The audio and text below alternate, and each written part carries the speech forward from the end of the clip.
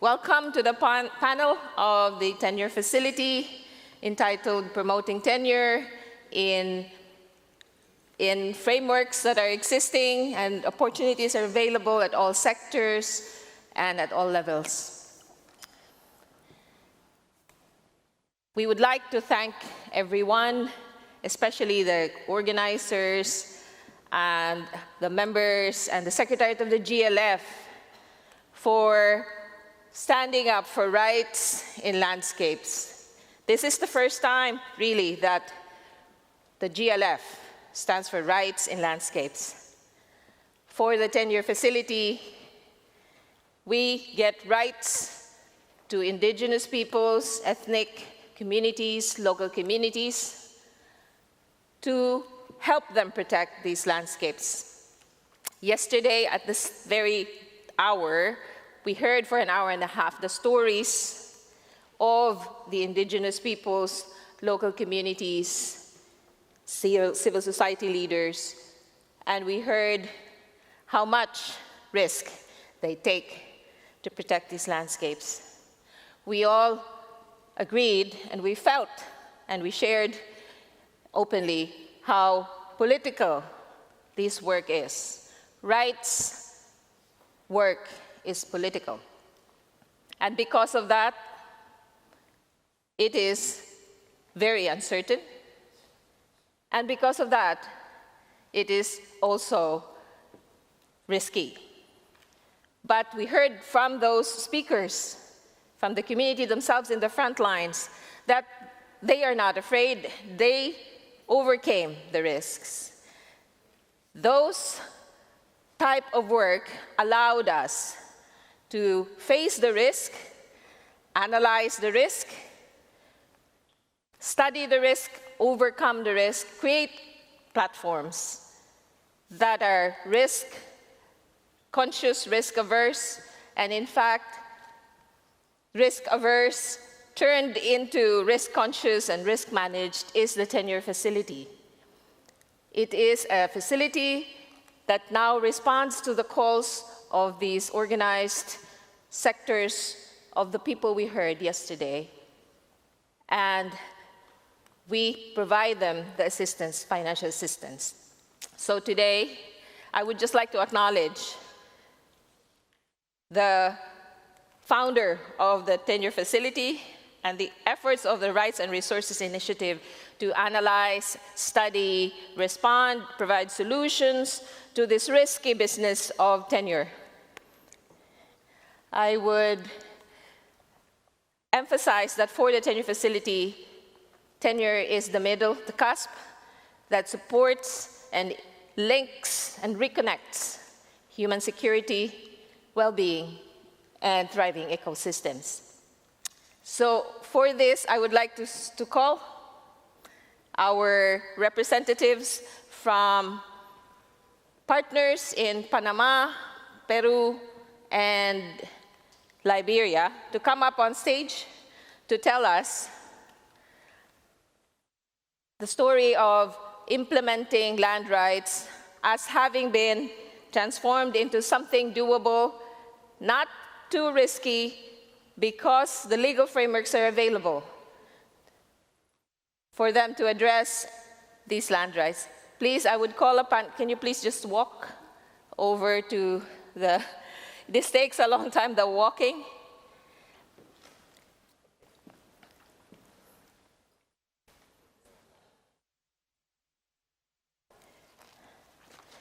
So from Liberia,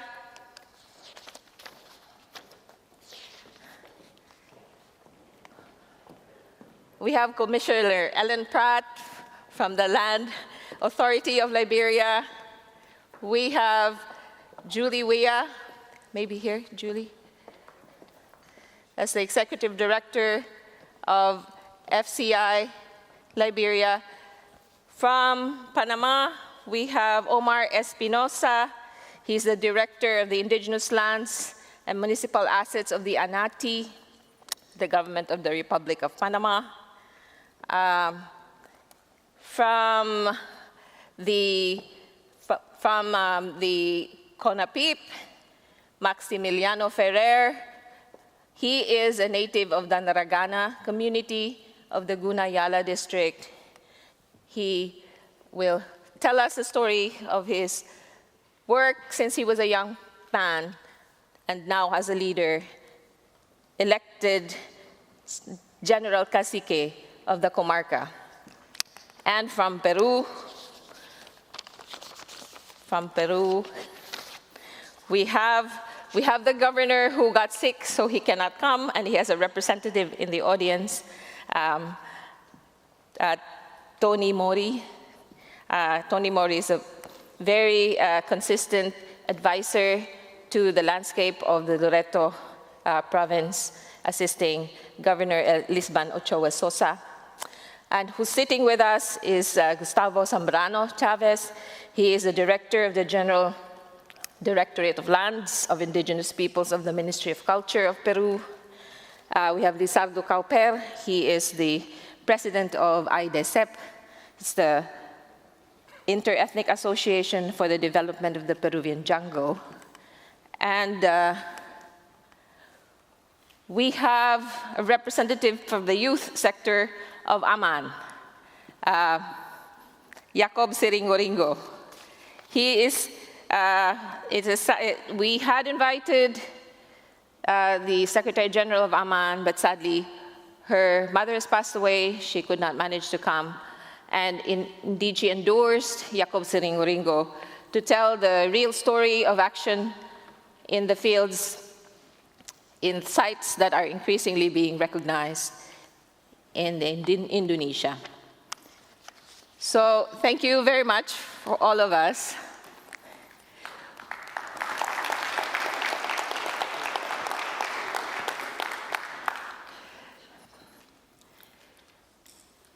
We would like you to share with us the implementation and action of tenure recognition.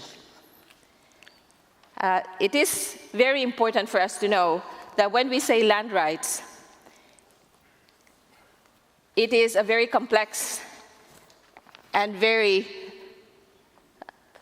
a very lengthy process.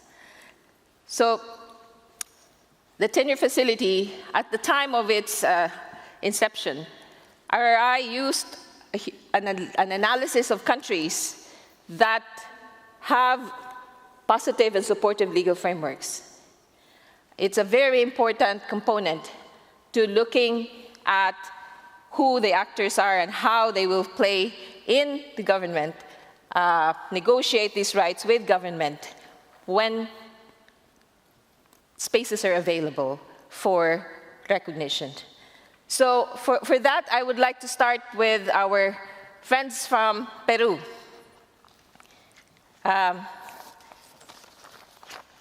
The Peruvian government is very certain that it will be able to conduct and implement the process for recognition of rights and finish it by 2021. It is important for us to understand how that works. Yes, Gustavo Zambrano, I would like to ask you first. Describe to us, tell us how the ministry has responded to this mandate to recognize rights for indigenous peoples and local communities, and what your ministry did, and how that ministry connected to the other ministries, and how you were, just tell us how, describe to us how you were called into this process. Okay. Good morning to everybody here. We in the ministry, we know the importance to support all this work around to the communities and indigenous people. The Ministry of Culture support the other ministries, and we're going together with indigenous organizations to have the titles to all the communities in the rainforest in the Amazonia. Nosotros en el estado además Also, we know from the state side that we are in big debt towards those communities, and that's why the government has decided that by 2021, when Peru is 200 years old, every single native community will have the land tenure rights that they are owed. And how are we going to do this? We are going to count on the support of the indigenous peoples, and also we are going to make our promises come true.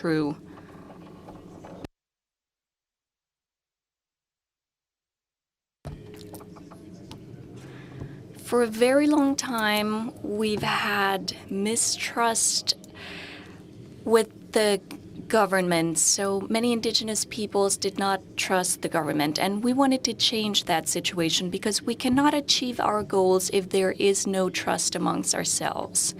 If we don't work together, if we don't do what we promise, then we cannot complete our objectives. That first of all. And then second of all, our work together has to take place within solid and strong institutions, and the Culture Ministry is trying to strengthen itself so that it can, in the end, have enough institutional power to fulfill the demands of the indigenous communities. And we've been working for many years. And what we know now is that if we don't work together, if we don't know exactly what our challenges are, and if we don't commit ourselves, then we won't be able to make it. Thank you very much. The key word there is trust.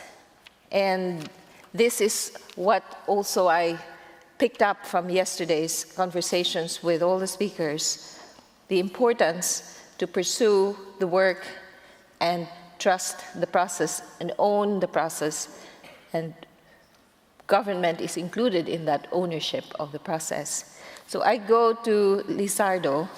Lizardo is a Shipibo tribal member. He also was a teacher there in Ucayali for a while. So he moved up, worked in the municipality and understood all of these processes. Lizardo, this process is a very long process for you. I translated and put here on our slide just how complicated this process is. Tell us what you think. Tell us first your experience in this process, the institution, the organization's readiness, and then how you feel about this process, and what you think is the most important aspect or lesson for this process.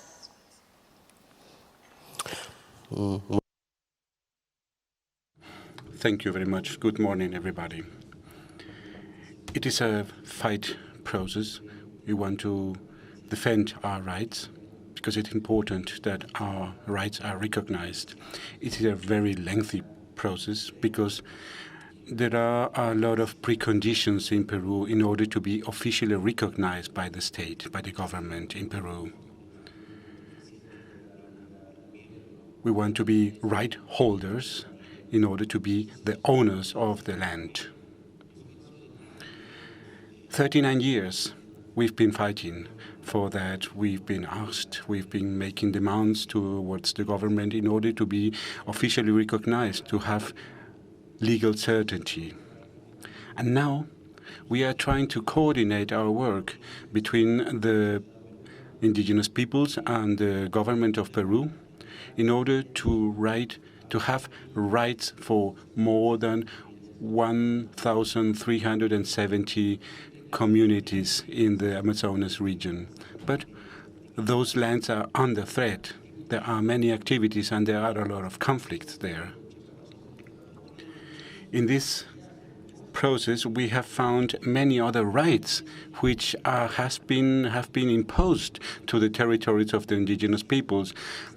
So it is very important to cooperate, to coordinate our work, and we have to find strategic alliances in order to develop this process clearly so we are officially recognized as right holders, because those are our ancestral territories. For our cosmovision, for a holistic cosmovision of the territories, I think it is very important to get the recognition of the rights, because those places are sacred, because those places are alive. We contribute to the conservation of those lands, of those landscapes. We protect those landscapes from climate change. That's the reason why we, indigenous peoples, demand the right for those lands in order to have food security for our livelihood. It is important to fight. It is very important. It's clearly critical to work there, to cooperate, so that we see a clear response. In that way, we will be able to achieve legal security, legal certainty. And then we should talk about climate measures. But first of all, it's important to receive the recognition of the land right. There is no separation between rights and land. For us, it is an integral unity. Thank you. Thank you. Thank you. The very important point there is alliances and working together with government, and most of all, persistence. 39 years. The work did not start just now. It started a long time. So I would like to proceed and ask Senor Massimiliano, Gunayala district is a very strong and important district in Panama in the defense of forests, indigenous territories. And you did this since you were young. Tell us, how did you do it, and how are you now? Why do you continue doing it?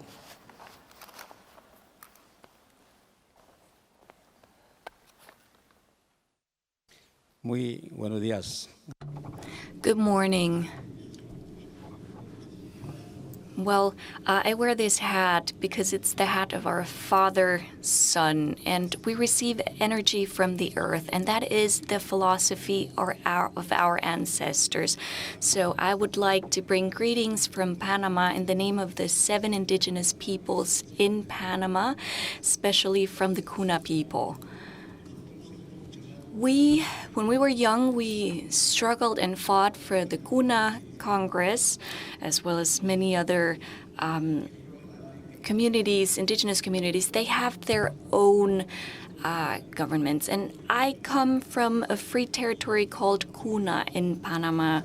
And because of the memories we have, and because of our history, the history of our forefathers who told us that our earth had been usurpated, we had a mother, and that mother is our territories, our common home of all the indigenous peoples and of everybody who inhabits this earth. And this is a huge garden that has many different species of flowers. And that's why we would like to recuperate the territories that have been damaged and that have been taken away from us. There are good laws. After the Kuna Revolution in 1925, when we and other sisters and brothers fought together, after that, we've started to come into dialogue. There are many laws, but we lack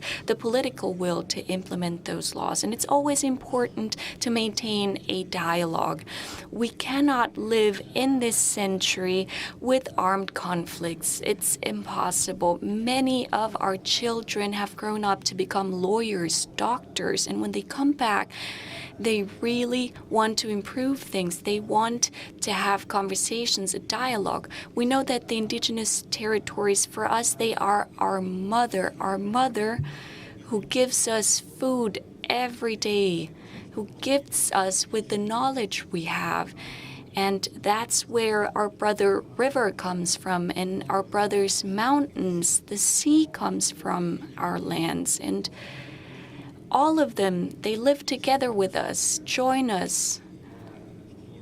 And that is the philosophy that we learned from our forefathers. And that is why when we were young, the movement of the Kuna youth, this was some 30, 40 years ago, that movement offered support. And now the indigenous peoples from Panama, there's 7 of us, we have an organization called the Coordinator for Indigenous Peoples, so that we can keep negotiating those lands that have not been incorporated into our territories.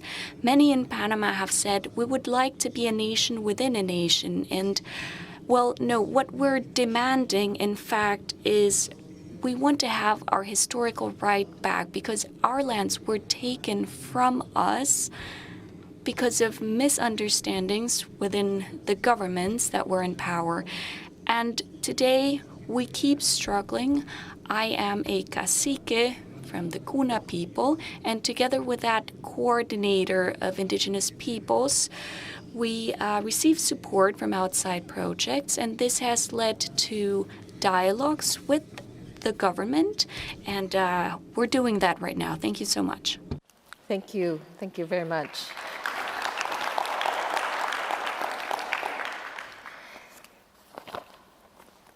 Mr. Omar Espinosa,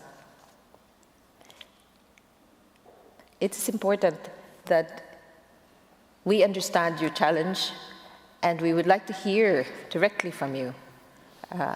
As an engineer, essentially, you face the realities of what can be integrated, what cannot, how can this be communicated in a way that respects the proposition of the indigenous communities. Tell us your story.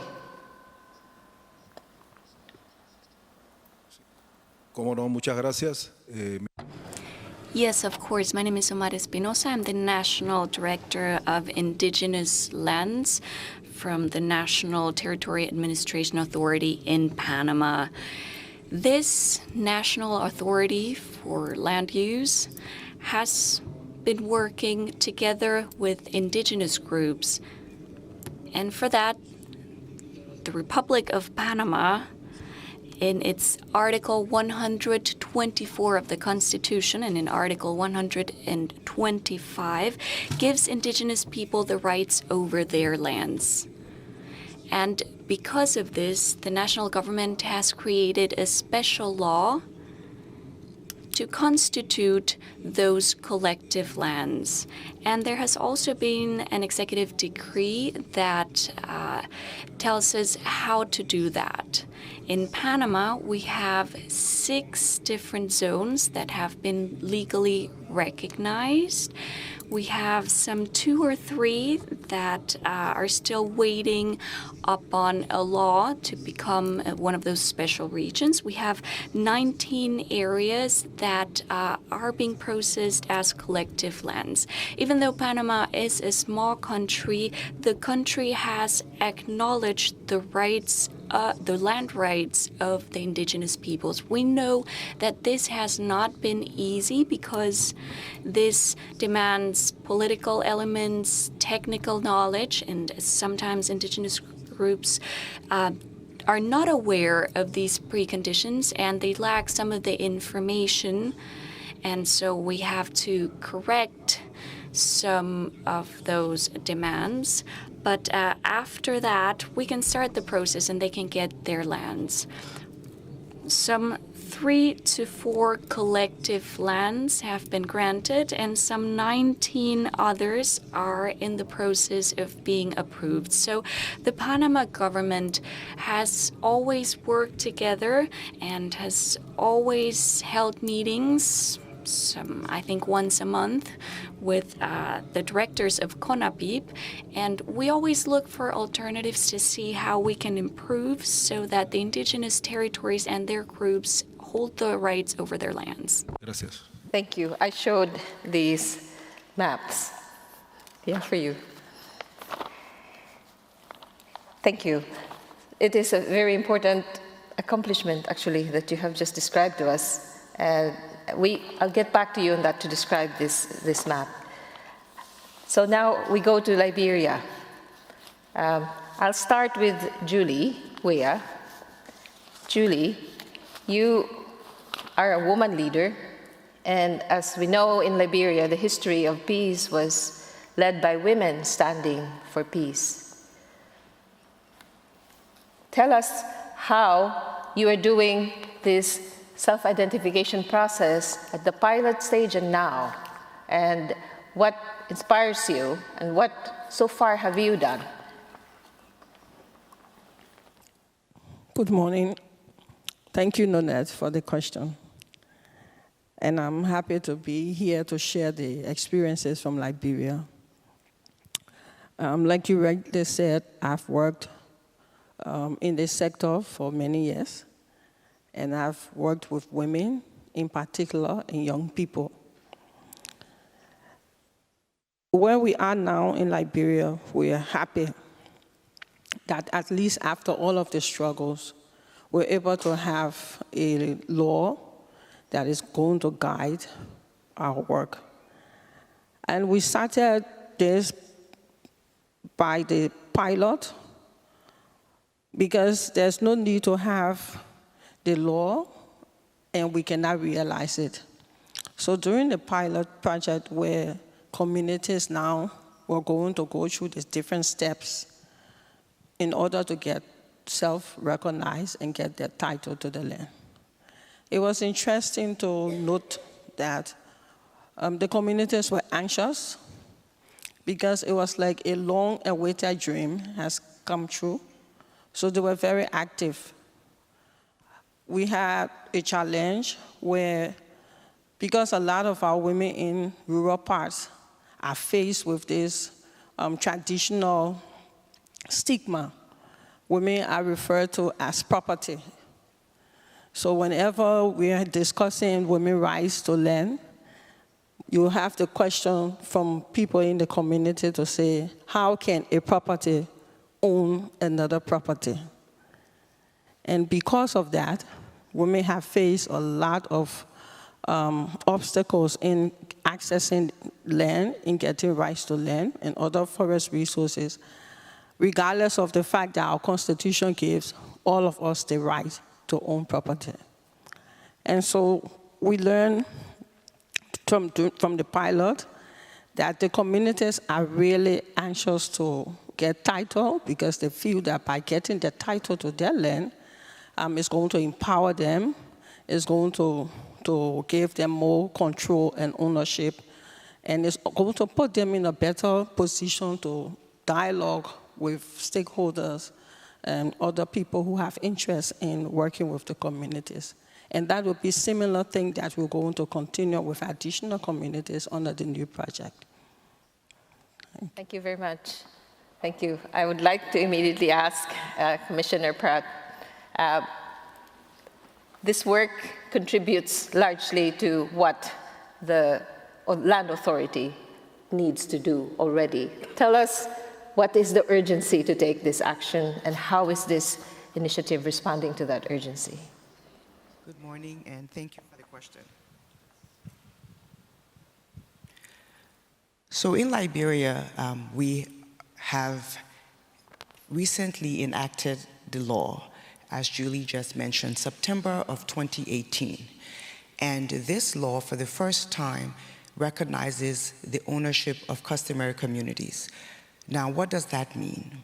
It means that with the passage of the law, with or without formal title, communities now own their land. But we know that the titling process is very instrumental in securing what is already their own rights to ownership. And so we are working with our partners, because it is a huge effort to, one, have all of the communities self-identify. Julie just walked you through the process, but it is the first step in a formalization process. And there are other processes. You have to create land plans, you have to develop governance structures, including bylaws, and we've put in place with the communities and with the Liberian people mechanisms to ensure gender equity, to ensure that women have a voice in these governance structures, because it is important. And so we are working with our partners, because it is not the government, or should I say the Liberia Land Authority from the head office, that is going to do this work. We will be working with our communities locally. We will be partnering with our CSOs and our NGOs, because they are already entrenched in the communities to go through the self-identification process, to go through the titling process. And then where government will also come in is as we work on the boundary harmonization and the confirmatory survey. And there is a sense of urgency, because this law that we've recently passed has some time-bound expectations. And one of those expectations is a confirmatory survey of all of our customary lands to commence within 24 months of the enactment of this law. So this puts time limits on us as a government and time limits on the people of Liberia to actualize this law. Thank you. Thank you. That is a major call to action. That 5 more of FCI initiatives should go hand in hand together and start tomorrow. I go now to Indonesia, Jacob Seringo-Ringo. He is a youth leader. He has seen and growing up has witnessed the processes, negotiations, prioritization for mapping territories. And what he does is capture all of these in stories. So he's seen how it's organized, he's seen how it's very important to trust your compatriots, trust your partners, and develop and organize along these lines. So what he will tell us now is that as a result of the areas that have been recognized by local legislation and had advanced, many of the young people had made a decision. Tell us what that decision is and how it is spreading in Indonesia. Yeah, thank you, Nonet. Good morning, everyone. I am from indigenous youth of the archipelago, Indigenous Youth Front. According to the achievement like local legislation and something like that. Firstly, we as indigenous organization, we raise our awareness about our identity, about our territory. So what we have done, we went to our elders, talk to them, ask them about the story, about the territory land, about all of the things on our territory land. So from that, we learn about our history. We learn about who we are actually, and then we made a participatory mapping to those areas, to those territory. So yeah, for us as indigenous young generation, participatory mapping is not only talk about the physical map, but it's more than that. It means the territory map, it's already inside our body, inside our blood. So the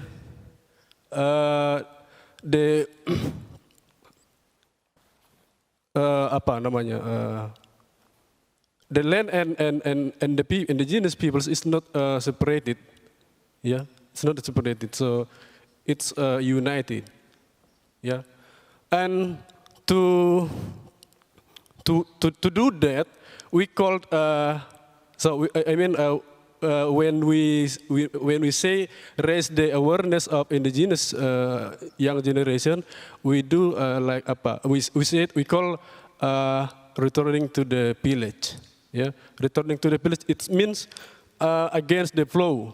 Against the flow, openly young generation leaving their village, leaving their home, and go to the city. So there are a lot of there many actually many challenges to do this action, but we never give up, and we organize ourselves to because this is important to our future. Yeah, I think that's the way we understand, or we understand our rights, our territory land. Thank you. Thank you. The young people going out into the cities is a worry to many of us, and what you do is very comforting for many of those that are left, the older generation, and those that are struggling to defend the territory. At this point, I would like, if there are questions out here in the floor, from the floor, I would like to, this is the time to raise it.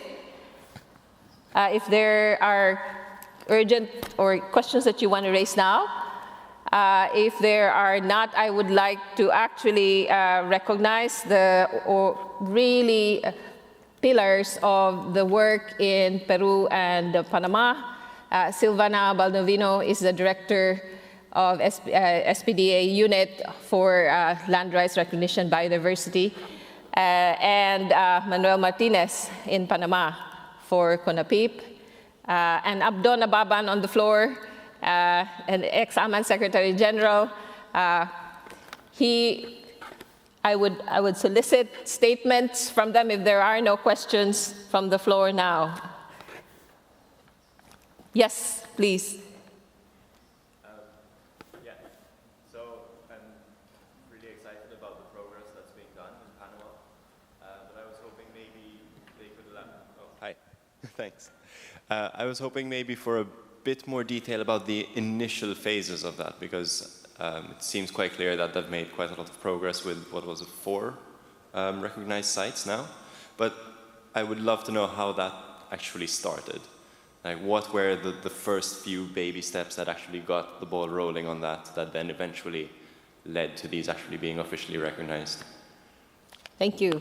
Yes. Other questions before I ask the panelists to respond from Panama?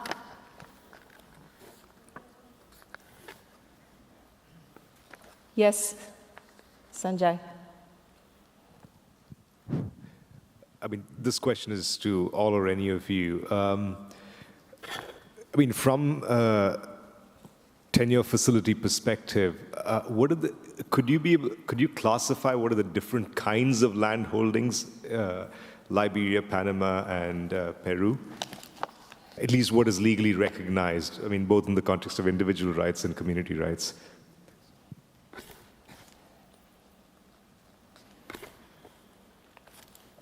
Yes, from that corner, please identify yourself. Sorry, I wanted to identify. Sanjay is the director of the Christensen Fund.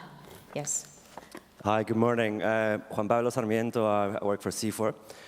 My question is more for the members of the panel that work for government. And I was wondering if they could tell us a bit more about the kind of challenges that they find from their own governments in the kind of work that they do towards the titling of communal territories or collective territories. Thank you.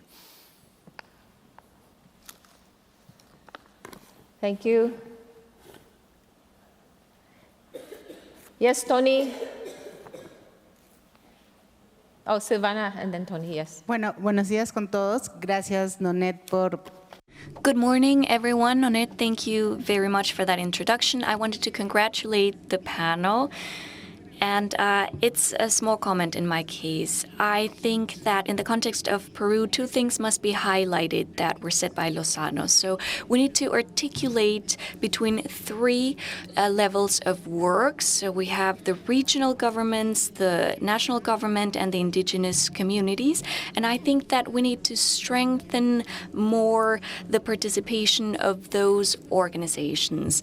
In Peru, we're going through a very important political moment. It was promised to close the land tenure rights gap, so every community should have the land rights they're owed. But there are challenges ahead because those land right titles are the start of a development vision for the communities, because that process of development will start to take place from the moment that there is actually land certainty, legal certainty over the land on. So those older native communities that have very old land tenure rights still represent a challenge for us, and we need to tackle that challenge after the gap has been closed. We really need to implement those rights and make sure that the rights are properly regulated so that communities, when they know that they own their rights, they can implement new policies to improve their conditions of life. Thank you to the land tenure facility. Peru is right now, as I said, going through major transformations, and a very important land title that was given after 76 years was received by the grandson of the person who started the proceedings. So 76 years seeking legal certainty. We're far from our goals, but I think in Peru there is political commitment, and the authorities, they are committed, they are involved in the process, and I had never seen something like this before, even though I am not very young, obviously. I think it is the time to recognize and acknowledge the debt we have towards our indigenous peoples. I would like for us to leave today thinking that we cannot talk about development if we don't have legal certainty, and that is the path that we will follow in Peru. Thank you so much. One more.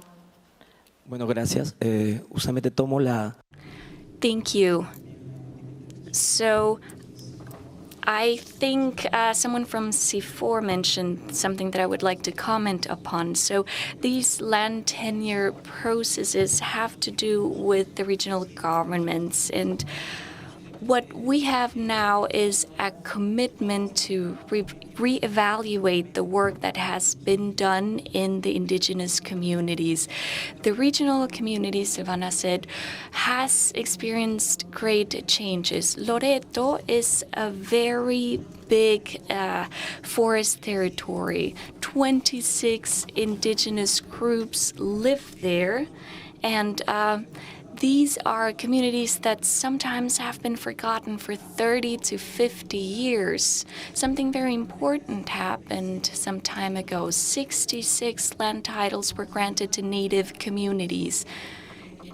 And people even cried when they were granted their titles. They have waited for generations. I'm 30 years old, but some people waited for 40 years to get their land tenure rights.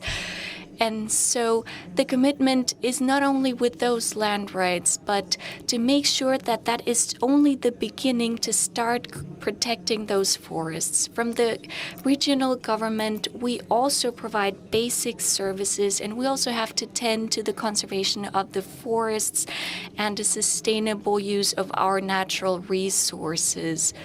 The communities are committed, and we also receive help.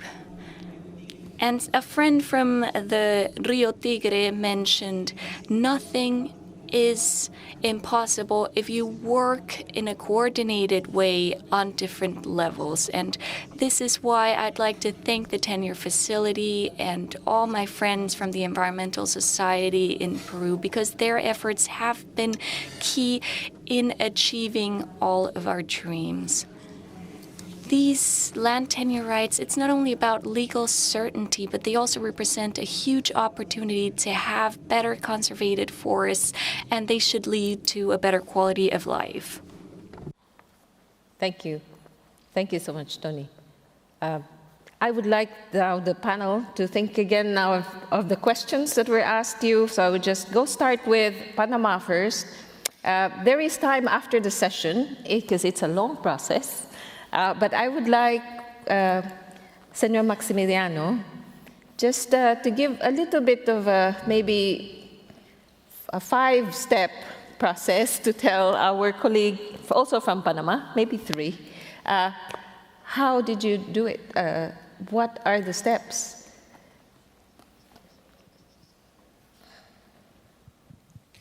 Bueno, los pasos que...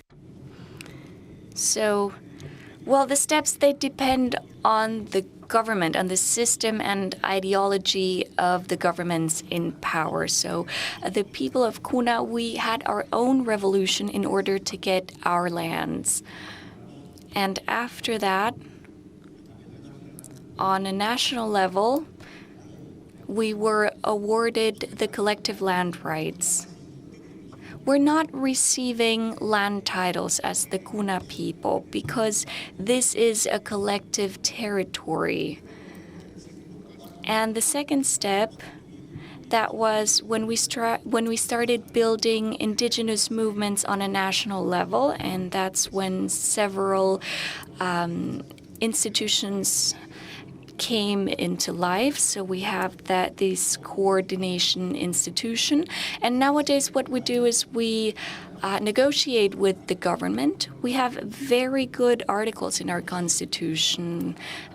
Number 5, for example, in the constitution talks about division, and division, for example, provinces, districts, and other levels. But we don't see the word territories or lands over there. So we're asking the upcoming government that they should include comarcas, which is a special zone. And that means that it would be a collective piece of the land. For example, those peoples who are indigenous peoples who are outside of the comarca, we're trying to also debate and negotiate for them. Omar, for example, a public servant, he is also trying to help us. Sometimes there's a lack of political will that happens in Panama, but thank you to the Tenure Facility who's helping us with the next steps so that we can have our own territories and our own lands. Thank you. Yeah, for all government, there's a question that I would probably like, before Gustavo Omar Espinosa responds. This is the classification of land. It was just mentioned by Senor Maximiliano, the collective versus there are other classifications, individual and common. It would be really important to get a perspective of this from government. Yeah, how is it being captured by government, and what are the challenges there for registering these types of areas? Gracias. Thank you. In the Republic of Panama, we have comarcas and we have collective lands. And then we have annexed lands. They don't belong to a comarca, but they are a part of the indigenous territories, and they are considered as annexed lands. The land for the indigenous people is very good land. For example, the comarca of Maximiliano is one of the best regions for beaches. For example, the comarca Comayala, which is actually very famous international because it is a wonderful beach place for the Caribbean region in Panama. The government tries to work together with the indigenous peoples, and in our Department of Indigenous Affairs, we have regularly talks with the different groups and with the representatives of the different peoples.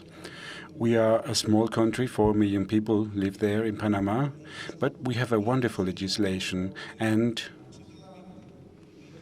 about 20% of the territory of Panama have been registered for the rights of indigenous peoples. Thank you. And maybe Commissioner Pratt, the same question, but challenges also. Yeah. So in Liberia, we have 4 categories of land with the passage of the new law. But let me back up and say that before the law was passed, there were 2 categories of land, public land and private land. So all land in Liberia that was not deeded was considered public land, including customary land, which was held in trust. But with the passage of the new law, we now have 4 categories of land. There's customary land, there's public land, private land, and government land. And the distinctions are public land. Well, private land is land that, as I said before, has been deeded and is in private ownership. Government land is land that houses government infrastructure. So all of our schools, public infrastructure, government land. Private land is what will be provided from customary land once those lands have been deeded out. And that public land, according to our law, can be up to 10% of customary land holdings, depending on the community. And that land will be set aside for public use, for government use in future. But it has to now be provided by the customary communities. Very, very interesting. Yeah, and more discussions about that can be done after. But any additions in the challenges of that? So the challenges of this law are, one, the awareness, because a lot of people historically from 1847, they've understood that we had public land and private land. So one, customary communities are now being made aware through the help of many of our partners of what it means to have now ownership rights to your land. And the challenge in that is actually the logistics and the capacity to carry that message out, in addition to the capacity to actually work with communities to go through the titling process, which means you must have a presence all around the country. The Land Authority is fairly new. We were operationalized last year, so we right now are mostly in Monrovia, which is the capital, and this is a nationwide effort. So one of our major challenges is deploying the staff to work with our communities around the country to go through this process with them. Thank you. And Gustavo, do you have any additions to those challenges?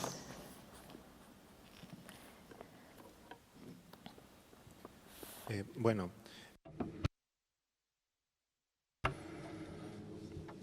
Well, in Peru, we will soon celebrate 200 years of independence. We have 55 indigenous peoples in Peru. We have different communities, about 9,000 communities, local communities, and indigenous peoples. The indigenous communities are mainly in the Amazonas region.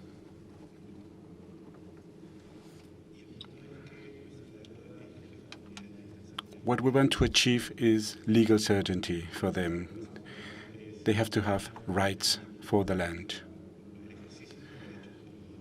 And of course, they should be able to practice their rights once they have the titling. The big challenge is to close the titling gap we experience now. That's our commitment. We want to achieve that in the Amazonas region, but also in the Andean region. There are a lot of open topics there, but nevertheless, we are developing a process. We are revising all the budgets, the processes, in order to achieve this goal. I'm representing here the national government, but it's important to coordinate our work from the central government with the regional governments, because we establish the general policies, but the regional governors are the one who are responsible for the titling. And of course, that has to be achieved with the participation of the indigenous peoples. It is important, and women and men, indigenous people, they participate, because it is very important to recognize the role of the indigenous women in this titling process. It is important to coordinate our work. We want to achieve these goals, and we will do it. For Julie, for Lizardo, and Jacob, I would like to now get your point of view of the challenges as has been raised, these challenges, particularly those that require you to refer to other initiatives that you also collaborate with to help government to do this. Do you want to start, Julie? And then Lizardo next, and then Jacob. Okay. I also want to acknowledge first the challenges mentioned by the commissioner. I think those are real challenges that we all have to deal with. But another challenge that we may have is to be able to have a system of documentation. And I think there are other systems that are being practiced around the world. It will be good if we in Liberia can have the opportunity to pilot some of these advanced systems where you will use technologies to put your data into order, because we still have this challenge where we do not have accurate data of land ownership in the country. So getting the government or providing support to the government to be able to do such an activity will go a long way to help implement the Land Rights Act. Another issue I want to raise is the issue of the regulations. We have the law, but now we need the framework, we need a system to be able to implement the law. How do we develop those systems in a way that it's not going to take out all of the gains that we've made in the law? Having a regulatory framework that supports what we have drafted or what we have crafted in the law will be something that we will all appreciate. But getting to that point can be challenging, because there's a need to coordinate more, to consult more with all of the different stakeholders, so that we're able to get a regulatory framework that is supportive of the implementation of the law.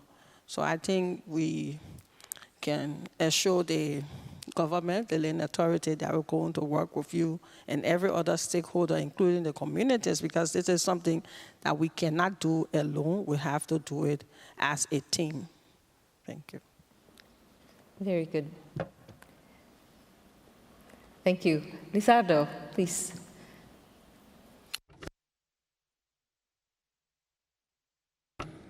Thank you. The challenges. One very important thing is to have legal certainty, then to develop strategies for life.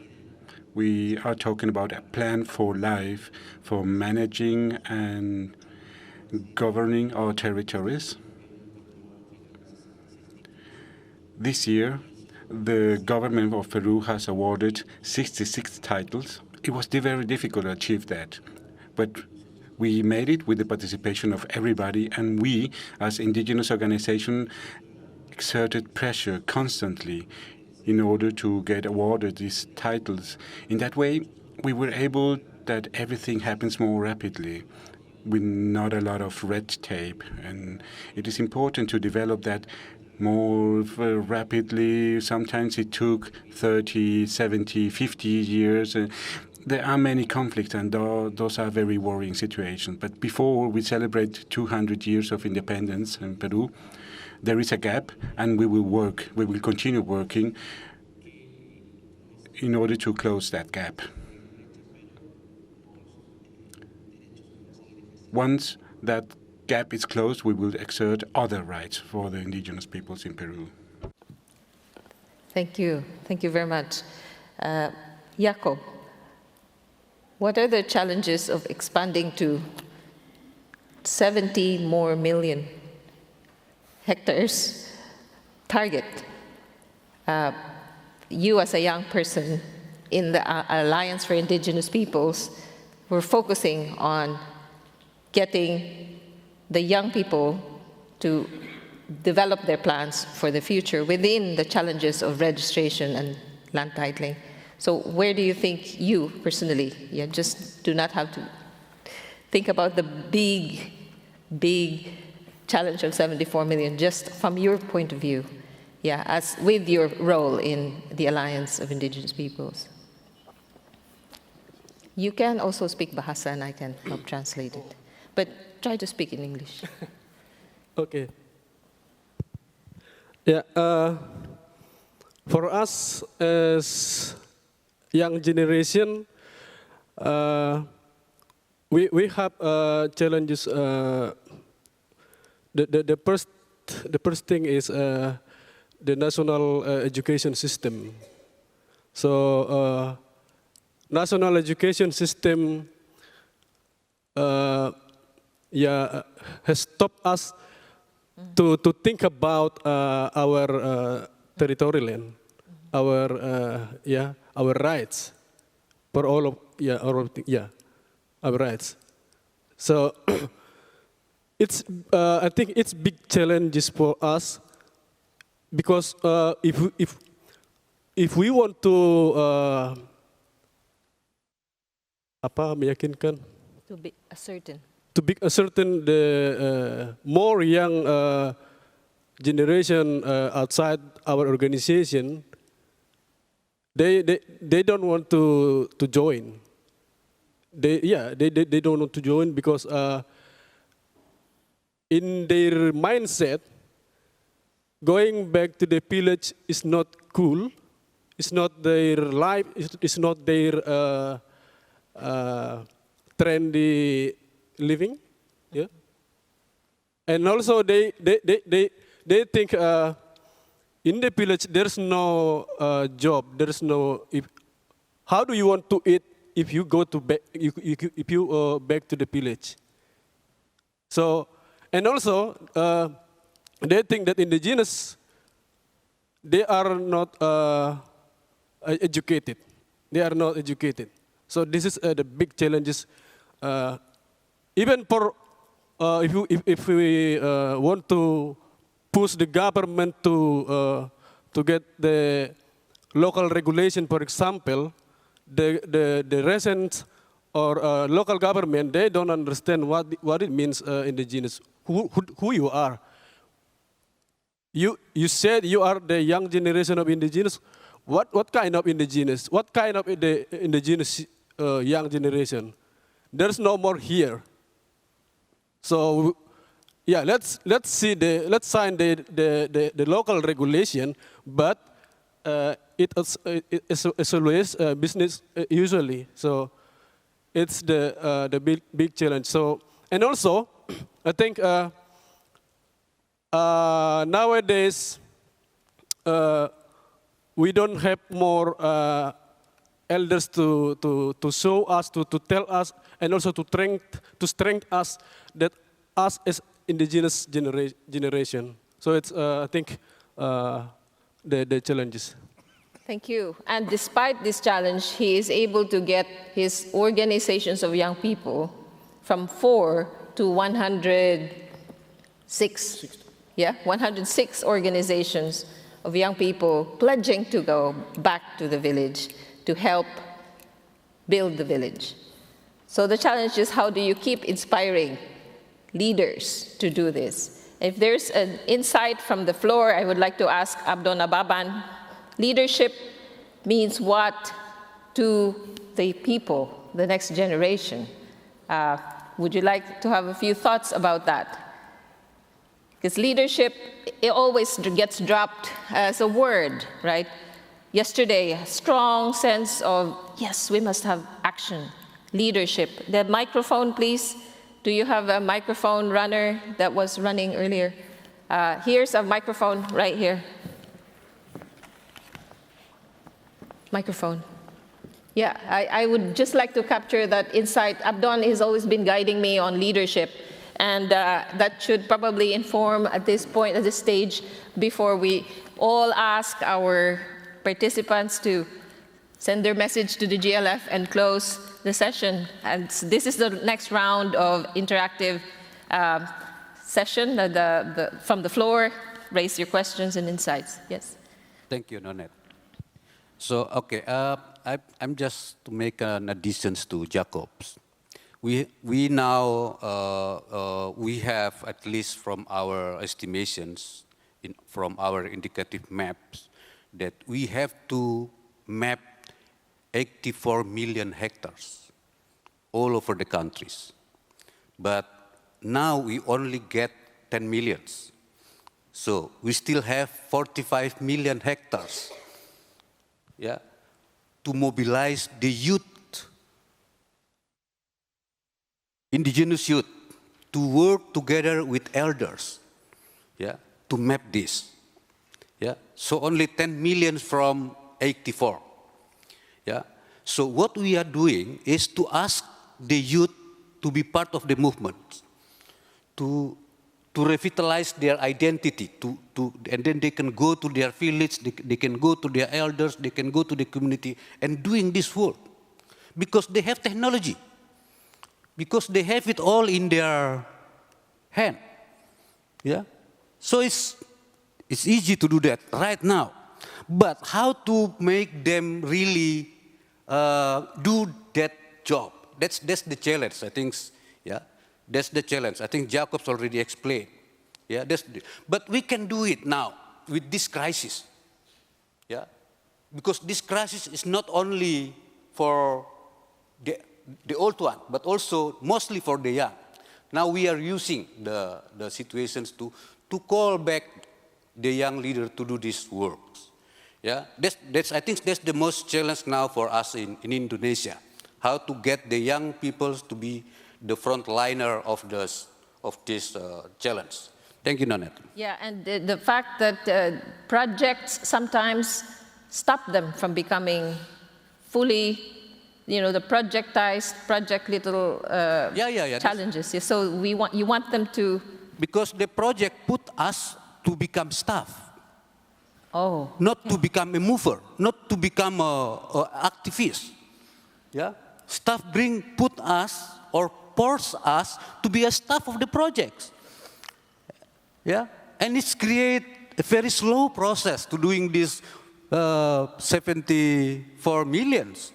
If we have the same conventional way of supporting this movement. So change your projects, change your framework, change everything. You have to change. If not, yeah, nothing happens. It's too slow. Yeah, we need the leadership to do that. Here's a challenge. No log frames. I think the tenure facility help us on that. Yeah. Yes. So any response or any kind of insight, Manuel, I would like to ask you as a tenure facility project leader, if you have any insights. Anyone out there who has a very interesting challenge before we allow our panelists to say their closing statements. Yes, so how do you do projects that does not stop the freedom and innovation, especially of the young people, that will forge ahead and do this work for tenure recognition? Sí, buenos días. Thank you very much. Thank you for the opportunity. We have in Panama the so-called councils. Those are structures at local level. And those councils, we have, in those councils we have experts and they give training and they are very committed. They are selected people from the communities. And we prefer to work together with the ones that belong to the communities. The people that have emigrated, they have their reasons to be in the cities due to economic reasons. For example, once they are back, they are reintegrated in the community and they start working together with us. Maybe they have a better training and they have a better potential. But it's important to use the potential of the young people that have stayed in the community. In our project, we support, we expand capacities. We expand the capacities of the people that have been working there. They are committed, more than 20, 30 young people. They have started with different projects, mapping projects, for example, strengthening capacities for monitoring the forest and develop different activities within the territory. So we don't have that problem. We have a lot of young leaders because we work with the basis, with the people that have stayed there. We work with them and we develop them and they are committed and they are trained to be future leaders. We have a clear example here, Mr. Maximiliano Ferrer. He started in a youth movement and that youth movement still exists and it's expanding capacities in the Kuna territory. It happens in all the territories in Boubrie, Vigle, and we try to develop those projects. They have to understand what are their needs, how can they develop themselves, so that there's the possibility to have the real development in those territories that have been recognized. Thank you. Yes, and Silvana, you want to add? Yo quería comentar que en el caso I wanted to add something about Peru. The situation in Peru is similar to the one in Panama.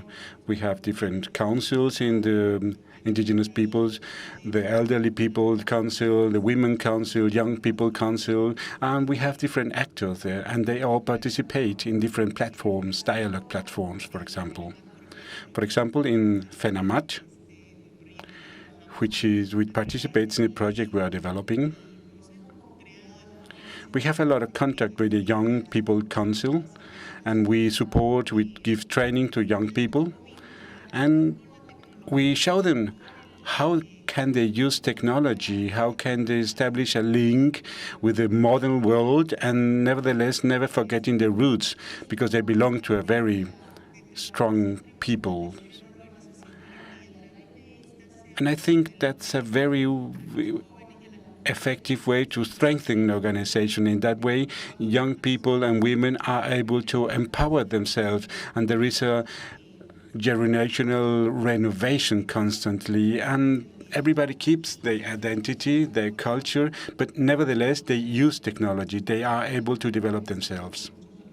In FENAMAT, for example, a lot of technicians that are doing groundwork, there are young people that belong to the community in INESEP.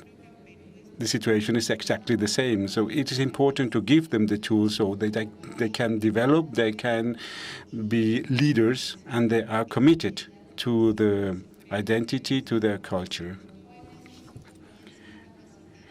If young people don't receive training, if they don't develop themselves professionally, it would be very difficult that they are able to conduct negotiations, for example. They won't be able to have talks with the government at the same level. It is important to talk at the same level with the government. So that's the situation in our young people organizations. Thank you. Thank you, Silvana. We now have to close. We have 5 minutes left. And I would like to ask our panelists, especially to say their closing statement, just 1 minute each, and where your heart takes you, you speak from that point. I'll go first to Julie. You have young people too, right? So please, we'll just go from there to Jacob. Okay, so in closing, I want to thank the tenure facility, the GLF family for giving us this opportunity. And I think we all need to pay attention to the young people. Bringing the young people into the struggle is something that all of us must consider, because the older generation are leaving, and this fight that we are on is going to continue. So we need stronger force to join the fight. What will be the essence of us having a revolution if we can dance? We need to dance, and that dance is something that all of us have to do together, the community, the government, civil society. Thank you. Thank you. Wonderful. Thank you very much. Training for the young people. In that way, we will be able to continue our fight to receive our rights.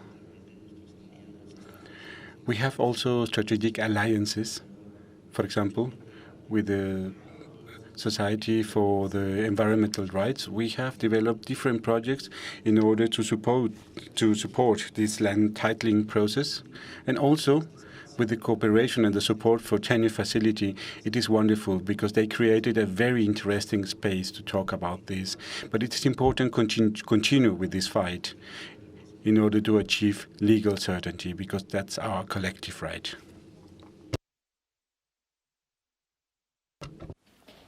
Los estados.